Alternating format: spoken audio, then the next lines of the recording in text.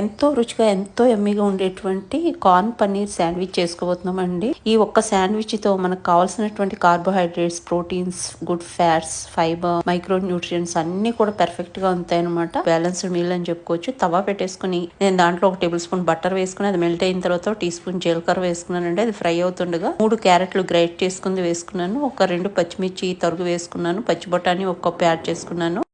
ఒక్క నిమిషం ఫ్రై అవనిచ్చి స్వీట్ కార్న్ యాడ్ చేసేసుకున్నామండి. స్వీట్ కార్న్ వచ్చేసి నేను 150 గ్రామ్స్ తీసుకున్నాను. కొంచెం పసుపు, రుచికి సరిపడా సాల్ట్ వేసుకుని మొత్తం అంతా కొంచెం మిక్స్ చేసేసుకుంటాము. తర్వాత ఇక్కడ 150 గ్రామ్స్ పన్నీర్ యాడ్ చేస్తున్నాను, సన్నగా కట్ చేసుకుంది. మొత్తం అన్ని ఒకసారి మిక్స్ చేసేసుకుని చిన్నగా తరుక్కున్నటువంటి కొత్తిమీర కూడా యాడ్ చేసేసుకుంటాము. యాడ్ చేసుకున్న తర్వాత మొత్తం అంతా కలుపుకుంటాము. సాల్ట్ అది తక్కువే పడుతుందండి, ఎక్కువ సాల్ట్ యాడ్ చేయక్కర్లేదు. జస్ట్ అట్లా మనం ఒక్క 2-3 నిమిషాలు ఫ్రై చేసుకుంటే సరిపోతుంది. షాలో ఫ్రై లాగా ఓవర్ ఫ్రై చేయక్కర్లేదు.